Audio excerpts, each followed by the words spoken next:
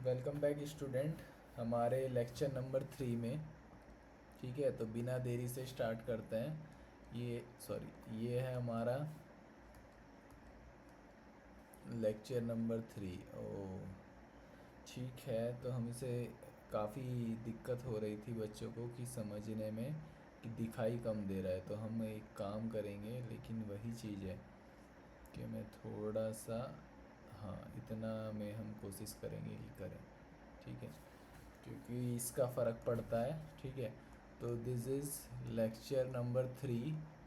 हमने बताया था कि हम क्या करते चलेंगे, इससे करने की कोशिश करें तो ठीक है। इससे इससे चलाते हैं, इससे ये होगा और इसमें ब्लैक ले लेते हैं। तो देखते हैं कि नहीं, ये डार्क नहीं है, तो हमें इसी का यूज़ करना पड़ेगा, पेन का ही यूज़ करना पड़ेगा।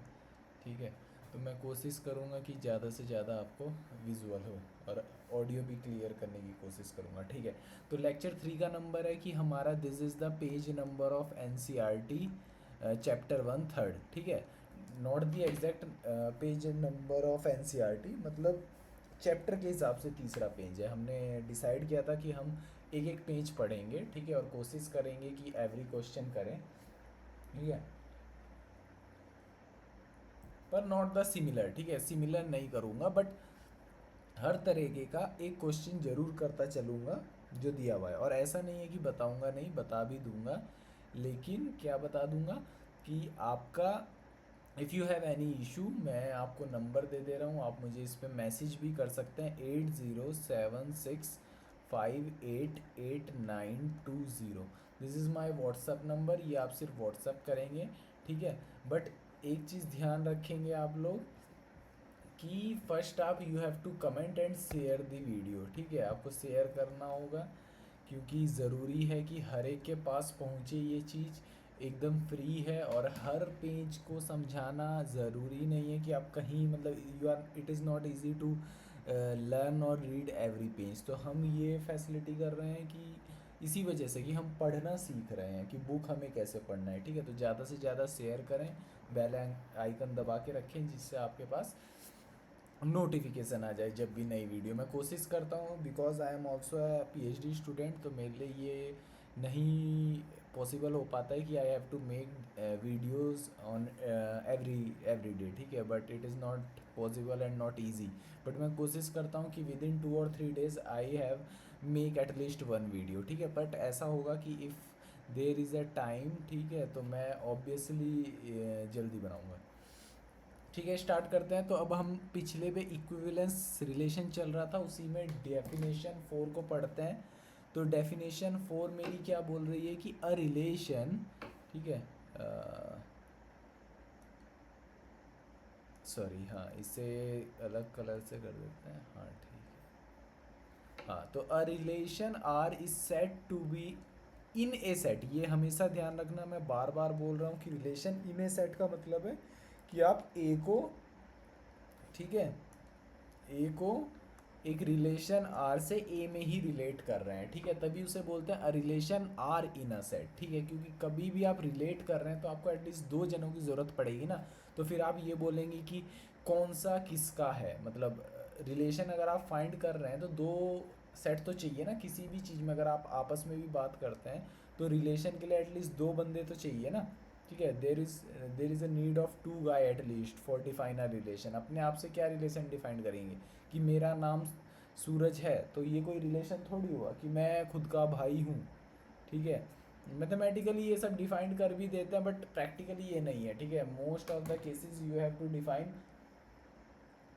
2 सेट फॉर अ रिलेशन। ठीक है, इसमें कोई, मतलब this is a trivial concept, इसमें कोई ऐसी बात नहीं है कि मैं कुछ बहुत बड़ी बात कह रहा हूँ। ठीक है, तो बट इन सेट आर में कहने का यही मतलब है कि आप ए को ए में ही रिलेट कर रहे हैं। ठीक है, इस सेट टू बी इक्विलेंस, ये हमने पिछली बार भी बोला था कि equivalence relation if R is a reflexive, symmetric and transitive, मतलब तीनों प्रॉपर्टी होल्ड करनी चाहिए। रिफ्लेक्सिव भी होना चाहिए, सिमेट्रिक भी होना चाहिए, ट्रांजिटिव होना चाहिए। तो ये हो गई हमारी डेफिनेशन नंबर 4। ठीक है, मैं फुल वीडियो बना रहा हूँ फॉर योर टाइम कंजप्शन, आप इसे स्पीड करके भी देख सकते हैं। ठीक है, क्योंकि मैं एक एक लाइन पढ़ता हूँ तो video at least half an hour से 1 आवर के बीच में जाती है एक पेज की। तो मैं आपको यही सजेस्ट करूँगा कि जब आप देखें तो इसे 1.25 तो एटलीस्ट करके ही देखें स्पीड को, ठीक है। 1.5 भी देख सकते हैं, ठीक है। क्योंकि आज जैसे 2 3 4 5 एग्जाम्पल हैं इसे करने के लिए, तो हम कोशिश करेंगे कि एक तो मैं एग्जाम्पल 2 आपको बताऊंगा, 3 आप खुद ट्राई करेंगे, ठीक है। 4 मैं इसलिए बताऊंगा क्योंकि ये नंबर्स पे है, ये वैल्यूएबल है, सॉरी मतलब ये set builder form, sorry roster form में, कहने का मतलब है आपको लिख के दिया है, आपको पहले समझना है किस तरह से समझेंगे। तो एग्जाम्पल 2 मैं आपको बताऊंगा, ठीक है। एग्जाम्पल 3 आप खुद करेंगे। If you have any doubt you can ask in comment section and in the number, ठीक है। बट सबसे पहले आप you have to ask in comment section. मान लीजिए किसी और की दिक्कत है तो उसे भी समझ में आ जाएगा, और अगर ऐसा होगा कि नहीं मुझे बताना ही है तो मैं नेक्स्ट सेशन में बताऊंगा, ठीक है। I am also plan for a live class, ठीक है, कि आफ्टर द चैप्टर हम जब चैप्टर कंप्लीट करेंगे तो हम एक लाइव क्लास भी रखेंगे। हो सकता है 2 3 घंटे की है, तो आप मुझे सजेस्ट करें कि क्या हम ये करें, व्हाट्सएप पे मैसेज करके, यस सर मैं live, but for the live class at least I want at least 20 student. 20 student अगर आ जाएंगे तो हम बना देंगे, ठीक है। मैं एक ग्रुप भी बना सकता हूँ जिसमें आप क्वेश्चंस कर सकते हैं, ठीक है, but you have to support me, ठीक।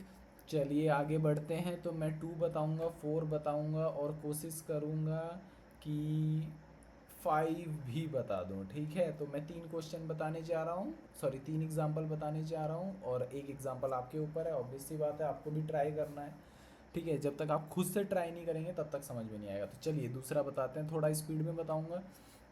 स्पीड में ये है कि ये बोल रहा है कि let T be a set of triangles, ठीक है।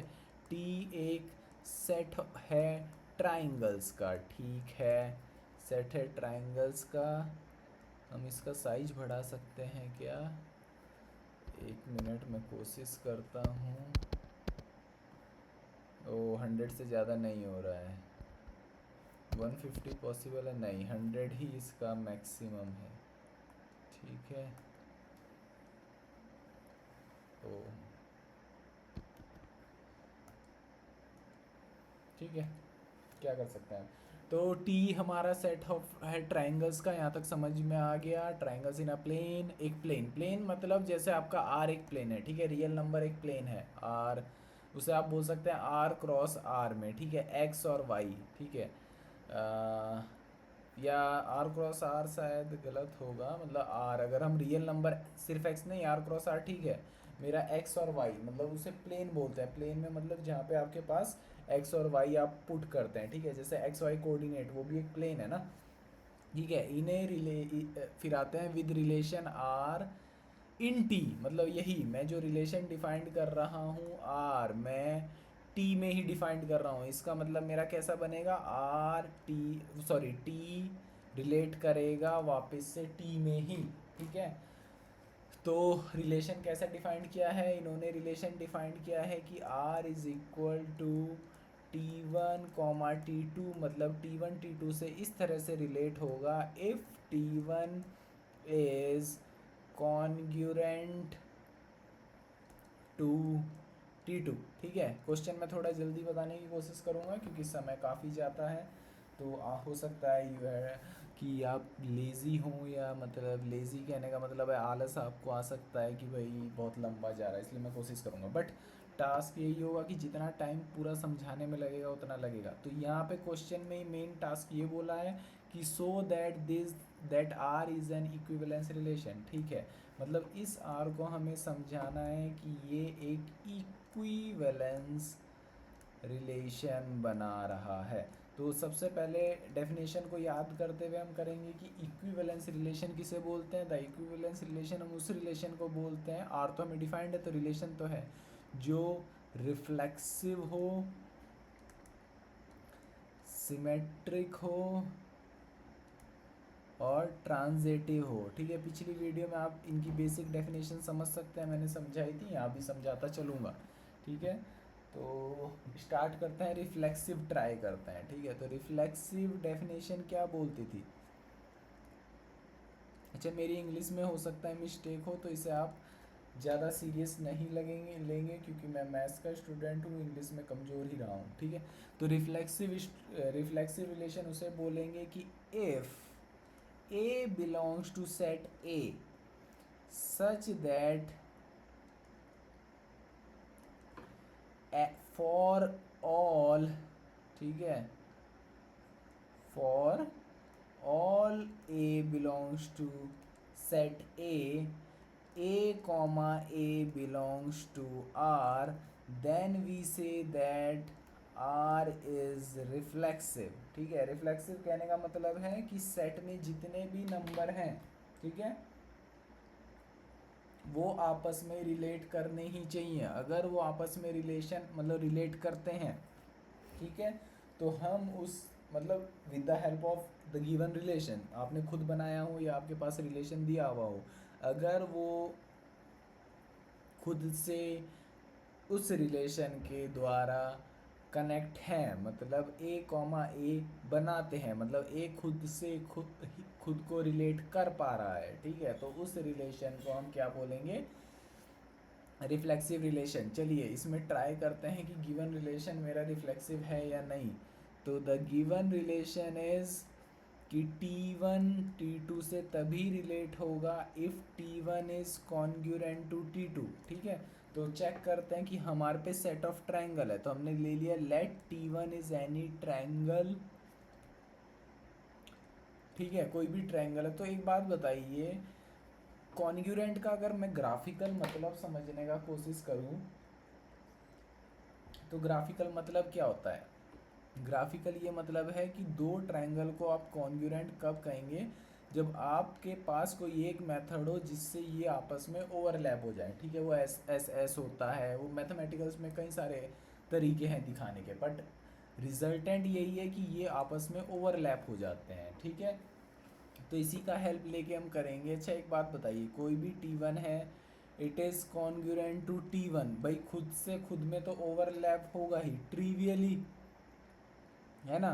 ट्रिवियली बोल सकते हैं कि ट्रिवियली कि ये तो होना ही है, नहीं तो आप बोल सकते हैं कि मान लीजिए कोई T1 है, अगर वो ट्रायंगल है तो उसके जो एंगल होंगे वो अपने तो इक्वल होंगे। ट्रिवियल ये है, मतलब कोई भी चीज़ अपने ऊपर तो ओवरलैप करेगी ही, ठीक है।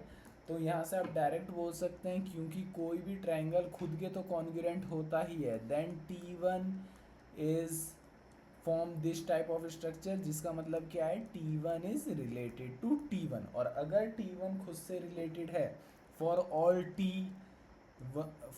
T1, क्योंकि हम लिया है of triangle, set of triangles, है ना। हमने ऐसा तो कोई कहा नहीं था कि हम कोई पर्टिकुलर तरह का ट्रायंगल ले रहे हैं, तो हमने ये दिखा दिया है कि कोई भी ट्रायंगल अपने तो कॉन्ग्रुएंट होगा ही होगा। ट्रिवियली हम दिखाए हैं, हो सकता है कोई बोले S S S A S A S A S, कुछ भी बोल दीजिए, क्योंकि कोई अपने तो इक्वल होगा ही होगा, ठीक है। तो हमने इसका यूज़ किया ट्रिवियली होने का, ठीक है। तो ट्रिवियली आप दिखा सकते हैं बहुत अच्छे तरीके से कि ये आपस खुद तो कॉन्ग्रुएंट है, और खुद अगर कॉन्ग्रुएंट है तो खुद से रिलेट भी होगा। तो यहाँ से आप बोल सकते हैं कि the relation R is reflexive, ठीक है। मैं पहले ही बोला हूँ कि स्पेलिंग थोड़ा गलत हो सकती है क्योंकि मैं इंग्लिश में इतना अच्छा नहीं हूँ, ठीक है।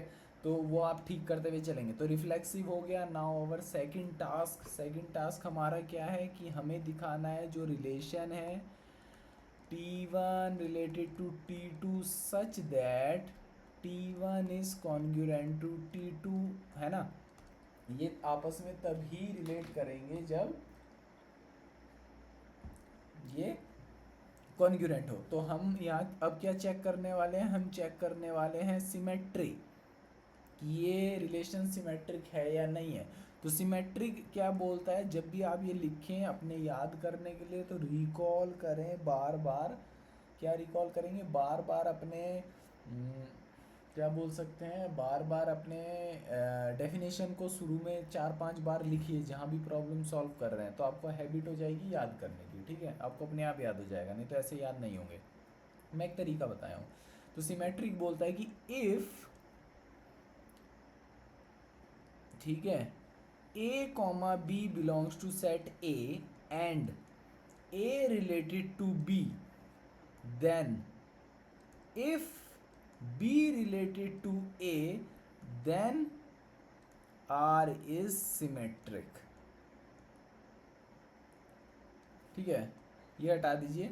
मतलब कोई भी ए बी आप सेट में से उठा रहे हैं एंड ए जो है वो रिलेट है बी से, then if B related to A, मतलब अगर ए रिलेटेड है बी से अगर है, देन बी को ए से रिलेट हुआ तभी हम आर को सिमेट्रिक कहेंगे। मतलब एक आईना सा है कि ए अगर बी से रिलेटेड है तो बी भी आपको ए से रिलेटेड होना चाहिए, तब आप उस सेट को बोलेंगे रिफ्लेक्सिव। ठीक है, ये ध्यान देंगे।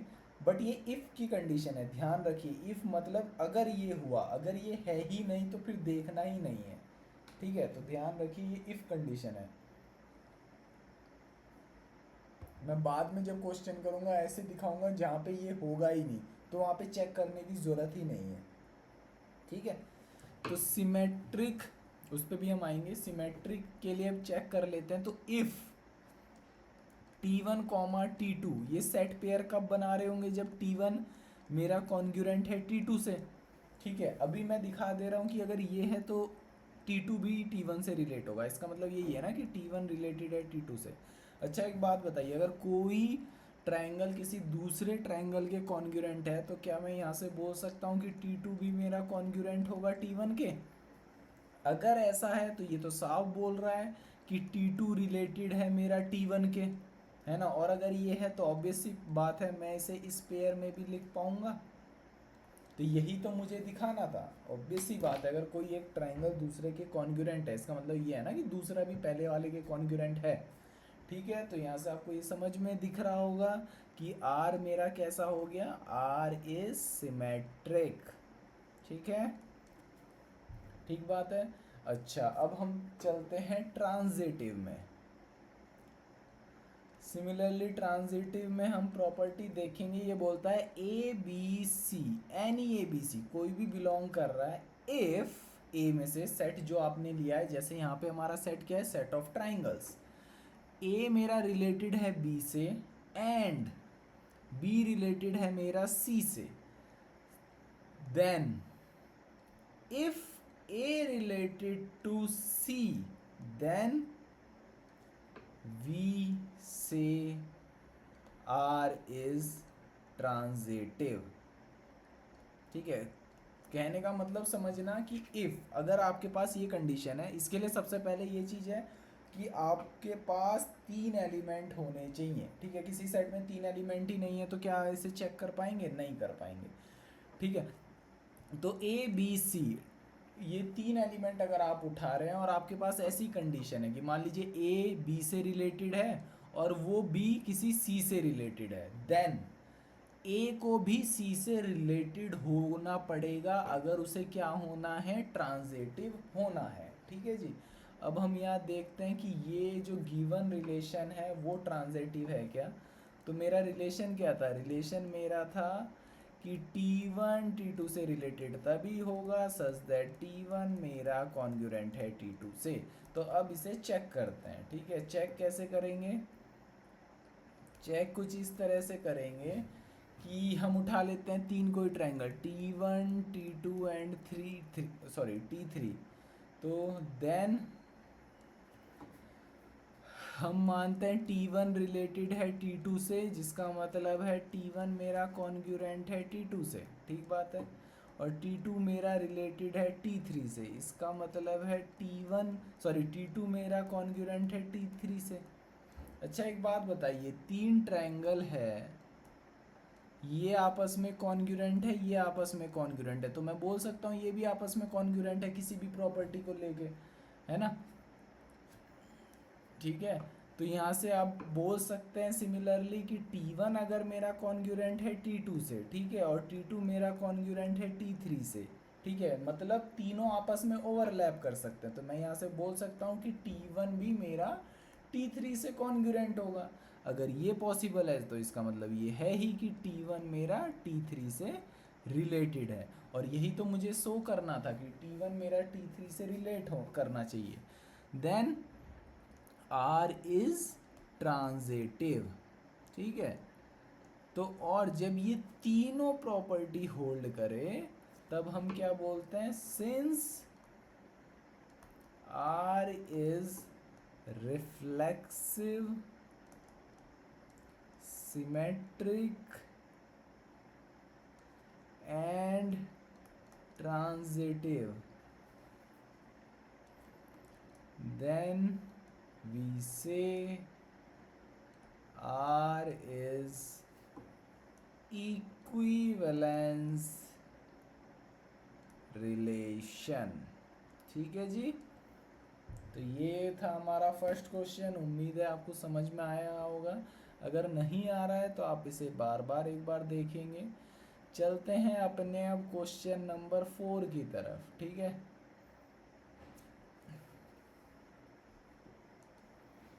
तो क्वेश्चन नंबर 4 क्या बोल रहा है, 4 कह रहा है कि so that the relation in the set, तो सेट मान लेते हैं ए है और वो सेट क्या है 1,2,3, और रिलेशन मेरा क्या है, आर मेरा रिलेशन है 1,1 2,2, ठीक है, 3,3 1,2 और 2,3, ठीक है, is reflexive but not symmetric and not transitive. चलिए देखते हैं, ये बोल रहा है ये रिफ्लेक्सिव तो है,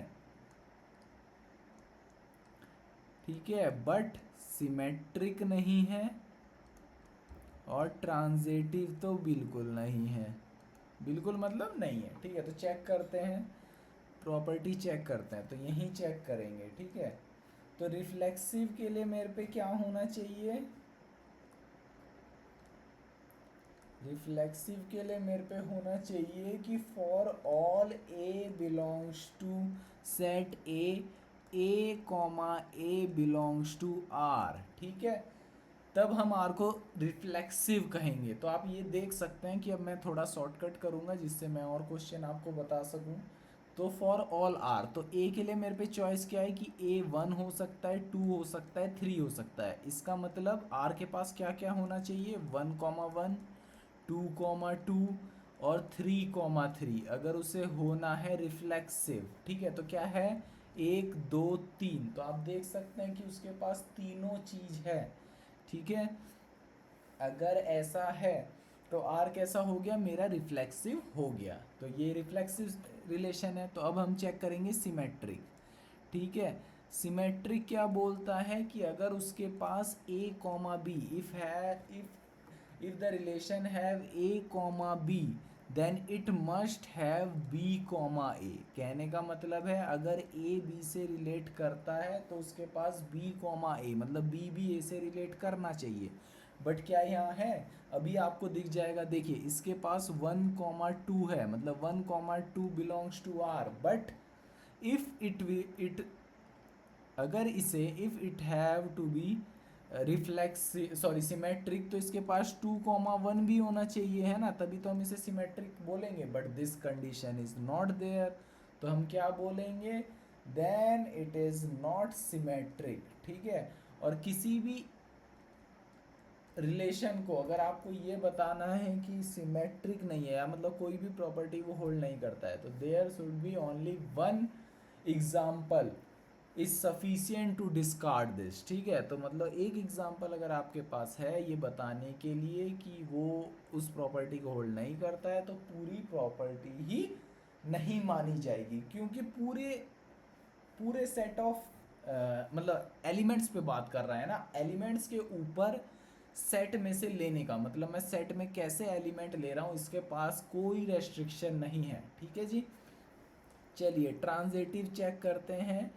तो ट्रांजिटिव क्या बोल रहा था, ट्रांजिटिव ये बोल रहा था कि अगर ए कॉमा बी, ठीक है, और बी कॉमा सी है मेरे रिलेशन में, तो ए कॉमा सी भी होना चाहिए अगर उसे होना है ट्रांजिटिव। ठीक है, मतलब ए बी से रिलेट है और बी मेरा सी से रिलेट है, तो ए को सी से रिलेट होना पड़ेगा अगर आर को मेरा क्या होना है, ट्रांजिटिव रिलेशन होना है। तो अभी आप देखिए यहाँ पे ये चीज़ नहीं हो रही है, क्योंकि 1,2,2,3 बिलोंग कर रहे हैं रिलेशन से, इसका मतलब 1 is related to 2 and 2 is related to 3. So if R has to be transitive then 1,3 must be there, है ना. तो 1 को भी मेरा 3 से रिलेट होना पड़ेगा, बट क्या ये वहाँ पे है? नहीं है. तो जैसे ही नहीं है, मैंने अभी बताया था कि सिर्फ एक एग्जाम्पल सफिशिएंट है किसी प्रॉपर्टी को डिस्कार्ड करने के लिए. तो नहीं है तो ये रिलेशन ट्रांजिटिव भी नहीं है. तो हमने ये प्रूफ कर दिया जो उन्होंने पूछा था. सॉरी, क्या पूछा था इन्होंने? कि so that relation R in the set given by R is reflexive but neither symmetric and not transitive. तो हमने ये प्रूफ कर दिया है. आ जाते हैं तीसरे एग्जाम्पल पे. ठीक है, तीसरा एग्जाम्पल क्या है मेरा? एक मिनट, हाँ इधर ले आता हूँ क्योंकि इधर जगह थोड़ी कम बच गई है. ठीक है, if you want to that the lecture should be in English, you can comment in section. वैसे तो मैं दोनों ही लैंग्वेज का यूज़ करते हुए चलता हूँ जिससे आपको परेशानी ना हो. ठीक है, फिर भी अगर आप ऐसा सोचते होंगे कि इंग्लिश में कम हो रहा है तो you can comment in the comment section. ठीक है, चलिए तो आ जाते हैं अब फिर से एग्ज़ाम्पल नंबर 5 पे. तो एग्ज़ाम्पल नंबर 5 मैंने कहा था आपको कि मैं आपको समझाऊंगा. तो यहाँ पे सिर्फ एग्ज़ाम्पल नंबर 3 रह रहा है. तो you have to try example number 3. ठीक है, एग्ज़ाम्पल नंबर 2 मैंने सॉल्व कर दिया, एग्ज़ाम्पल नंबर 4 भी मैंने सॉल्व कर दिया. If you have any doubt you free to ask in comment section. ठीक है, और एग्ज़ाम्पल नंबर 5 अब मैं बताने जा रहा हूँ. ठीक है जी, वहीं आप क्या बोलते हैं, ये मतलब if you have any doubt related to example number 3 तो you can ask in the comment section. मैं अगले लेक्चर में वो बता दूंगा. ठीक है, तो एग्ज़ाम्पल नंबर 5 में आते हैं. So that the relation in the set, वापस से अब मैं ये नहीं दोहराऊंगा. आर मेरा किस पे डिफाइंड हो रहा है? जेड पे. ठीक है, तो मेरा रिलेशन सेट जेड है. जेड मतलब सेट ऑफ इंटीजर्स. ठीक है, ये थोड़ा लैग कर रहा है, अभी देखता हूँ क्या दिक्कत है इसमें. थोड़ा डिलीट कर देते हैं ये जो लिखा हुआ है, शायद इसी कारण ये लैग कर रहा है. तो शायद हमारा ठीक हो जाएगा. ठीक है,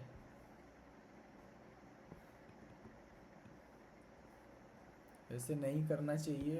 ऐसे सॉफ्टवेयर तो ये पूरा क्या बोलते हैं हमारा,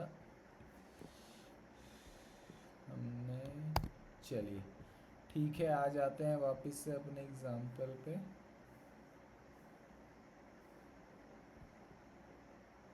ओके ठीक है, हाँ ठीक है. तो ये मेरा एग्जाम्पल है 5th की. आर मेरा सेट, सॉरी जेड मेरा सेट ऑफ इंटीजर है. हाँ अब ख़त्म हो गया. और आर कैसे डिफाइंड किया है कि ए बी से रिलेट करेगा such that 2 divides A minus B. ठीक है, इसने कहा है कि रिलेशन ये है कि दो नंबर आपस में रिलेट तभी होंगे जब उनका नहीं, मतलब फर्स्ट वाला सेकंड वाले से अगर डिवाइड, मतलब उसे सब्ट्रैक्ट करते हैं तो वो 2 से डिवाइड होना चाहिए, है ना. तो ये बात ठीक है, मतलब 2 से डिवाइड होना चाहिए. ये नहीं बोला है there is no condition on remainder and quotient कि रिमाइंडर कैसा हो क्वोशिएंट कैसा हो. सॉरी, रिमाइंडर्स मतलब मेरा 0 आना चाहिए, यही मतलब हुआ ना डिवाइड होने का. रिमाइंडर पे कंडीशन आ गई कि रिमाइंडर मेरा 0 होना चाहिए. क्वोशिएंट कैसा भी हो सकता है ना. कैसा होने का मतलब ऐसा नहीं है कि आप रेशनल नंबर से ज़बरदस्ती ही डिवाइड कर रहे हैं. क्वोशिएंट का मतलब है कि वो भी मेरा सेट ऑफ इंटीजर ही हो. ठीक है, तो इसे दिखाना है. क्वेश्चन बोल रहा है इज एन इक्विवेलेंस रिलेशन, इसे प्रूफ करना है. तो हम देखते हैं, अगर होगा तो इक्विवेलेंस अपने आप प्रूफ हो जाएगा. चलिए, तो सबसे पहले मुझे क्या प्रूफ करना पड़ेगा, रिफ्लेक्सिव। तो आप अब इतने तेज हो जाने चाहिए कि आपको ये दिखना चाहिए ये रिफ्लेक्सिव है। कैसे, मैं दिखा रहा हूँ। रिफ्लेक्सिव के लिए हमें क्या था कि कोई भी एलिमेंट जेड मतलब सेट से उठाएं जो कि हमारा जेड है, तो ए कॉमा ए रिलेट कर मतलब रिलेशन में होना चाहिए, ठीक है। और इसे होने के लिए क्या होना पड़ेगा, मतलब ए टू डिवाइड्स ए माइनस ए, है ना। और एक बात बताइए, ए माइनस ए आखिर है क्या, ज़ीरो। और ज़ीरो को किसी भी इंटीजर से आप डिवाइड करो तो रिमाइंडर क्या ही आने वाला है, ज़ीरो ही आने वाला है। इसका मतलब क्या है, ए में से अगर ए हटा देंगे तो जीरो आने वाला है। और जीरो को तो टू से क्या, थ्री फोर किसी भी नंबर से डिवाइड करो, जीरो को आप किसी भी नंबर से डिवाइड करोगे तो रिमाइंडर तो ज़ीरो ही आने वाला है। इसका मतलब ए मेरा ए से रिलेट हो गया, और ए अगर ए से रिलेट हो गया तो आर मेरा कैसा हो गया, आर इज रिफ्लेक्सिव। ठीक, समझ आया। चलिए अब इस रिलेशन को चेक करते हैं सिमेट्रिक। तो सिमेट्रिक के लिए हम क्या बोल रहे थे कि A comma B belongs to R, then B belongs to, sorry B comma A belongs to R, then we say that R is symmetric. चलिए चेक करते हैं। तो ए कॉमा बी अगर बिलोंग कर रहा है आर से, इसका मतलब ए माइनस बी मेरा टू से डिवाइड हो रहा होगा और समथिंग के कुछ आ रहा होगा, ठीक है। ये कोश्चेंट है, मतलब सॉरी ऐसे नहीं लिखना चाहिए, मैं इसे ऐसे लिख देता हूँ, मतलब I have to write is this in this form कि a माइनस बी को आप some two times of k लिख सकते हैं, है ना। अगर मैं किसी नंबर को किसी नंबर से डिवाइड कर रहा हूँ और वो फुल्ली डिवाइड है, तो मैं कैसे लिख सकता हूँ, मान लीजिए अगर थ्री मेरा थ्री नहीं सॉरी मान लीजिए 30 मेरा 10 से जैसे डिवाइड होता है, तो मैं इसे कैसे लिख सकता हूँ, 10 इंटू थ्री, है ना। और रिमाइंडर मेरा ज़ीरो, ये मेरा डिविडेंट हो गया, ये मेरा क्वोशिएंट हो गया, सॉरी ये जो जिससे हम डिवाइड कर रहे हैं, ठीक है, डिविडेंट ये, डिवाइज़र ये, क्वोशिएंट ये और रिमाइंडर ये। तो इस पे तो हमने कंडीशन लगा दी कि ये ज़ीरो रहना चाहिए। तो वो किस फॉर्म का आ जाएगा, 10 इंटू थ्री, मतलब जिससे हम डिवाइड कर रहे हैं इंटू क्वोशिएंट के, ठीक है जी, डिवाइज़र इंटू क्वोशिएंट के। तो इसे मैं ऐसे लिख सकता हूँ क्योंकि हम तो पहले से लेके चले हैं कि ए माइनस बी टू से डिवाइड होता है, ठीक है। तो क्या हम यहाँ से ऐसे बोल सकते हैं, माइनस कॉमन लें तो b minus A is two K, और दोनों साइड अगर हम माइनस से मल्टीप्लाई कर दें तो b minus A is equal to some two time minus two K. इसे क्या मैं ऐसे लिख सकता हूँ, टू इंटू माइनस के, अगर k थ्री है मान लीजिए तो ये क्या हो गया, माइनस थ्री हो गया। तो इसे क्या मैं सम टू टाइम्स ऑफ m लिख सकता हूँ, और जहाँ m मेरा क्या है, माइनस के। ऐसा मैं लिख सकता हूँ क्या, बिल्कुल लिख सकता हूँ। अगर मैं ऐसा लिख सकता हूँ तो यहाँ से हमें क्या पता चल रहा है, ये वापस से पता चल रहा है कि b माइनस ए बी मेरा टू से डिवाइडेड हो जाएगा, जिसका क्वोशिएंट आएगा m और रिमाइंडर आएगा ज़ीरो। तो यही तो मुझे दिखाना था। इसका मतलब b comma A also belongs to r। ठीक बात है जी। अगर आपको यहाँ तक कोई दिक्कत है, if you have any issue you can ask in the comment section, ठीक है। चलिए ट्रांजिटिव चेक करते हैं। ट्रांजिटिव होने के लिए मेरे पे क्या होना चाहिए कि if A comma B and B comma C belongs to R, ठीक है, then for R is to be transitive A comma C must be belongs to R. तो चेक करते हैं, अगर ये दोनों रिलेट है तो मैं लिख सकता हूँ a minus B some two times of k होगा, और b minus C some two times of m होगा। ऐसे लिख सकते हैं जैसे ऊपर लिखा था। मान लीजिए this is equation one and this is equation two, ठीक है। तो ऐड करें, अगर हम ऐड वन एंड टू तो आप क्या मिलेगा, ऐड करिए तो a minus B plus B minus C is equal to two K plus two M. क्योंकि z जो है मेरा वो एक रियल नंबर का सबसेट है, और रियल नंबर में अगर हम ऐसे दो इक्वेशन ऐड करते हैं तो लेफ्ट हैंड साइड अगर राइट हैंड साइड के इक्वल है किसी दो इक्वेशन की, तो लेफ्ट हैंड साइड को अगर हम लेफ्ट हैंड साइड में प्लस करते हैं तो हमें राइट हैंड साइड को भी बस राइट हैंड साइड में प्लस कर देना होता है। ठीक है, इक्वालिटी होल्ड ही करती है। तो यहाँ से आप देख सकते हैं यहाँ पे क्या आया, a माइनस सी, अगर मैं यहाँ 2 कॉमन ले लूँ, k प्लस एम के इक्वल हो गया है ना, और k और मेरे तो इंटीजर है तो k प्लस एम सम l टाइम्स हो जाएगा, मतलब k प्लस एम को मैं l लिख सकता हूँ। तो यहाँ से आप फिर समझ पा रहे हैं कि a माइनस सी मेरा फिर से 2 से डिविजिबल हो गया। इसका मतलब a कॉमा सी मेरा फिर से रिलेशन से बिलोंग हो गया। तो यही तो मुझे दिखाना था। क्या क्या दिखाया मैंने, रिफ्लेक्सिव दिखाया, सिमेट्रिक दिखाया, ट्रांजिटिव दिखाया, है ना। और जैसे ही ये तीनों प्रॉपर्टी होल्ड हो जाती है तो मेरी क्या बोल देता हूँ मैं कि हाँ, क्या बोल देता हूँ कि मेरा रिलेशन कैसा है, इक्विवेलेंस रिलेशन है। तो आप ये देख सकते हैं कि हमने तीनों प्रॉपर्टी यहाँ पे दिखा दी है और तीनों सेटिस्फाई कर रही है, तो हम बोल सकते हैं आर मेरा कैसा है, इक्विवेलेंस रिलेशन है। तो आज के लिए इतना ही। हमने अपने थर्ड लेक्चर में थर्ड पेज को पूरा सॉल्व कर लिया है। ठीक है, देखिए मैं पूरा I am not taking the exact language of book, क्योंकि उसमें काफ़ी शॉर्ट में लिखा रहता है, बट आप कोशिश करिए कि ऐसे ही लिखें। मैं ज़्यादा इसलिए लिखता हूँ जिससे आपको समझ में आ सके। ठीक है जी, तो मिलते हैं नेक्स्ट वीडियो पे। तब तक लाइक, सब्सक्राइब और बेल आइकन को दबा दीजिए जिससे आपको नई वीडियो मिले।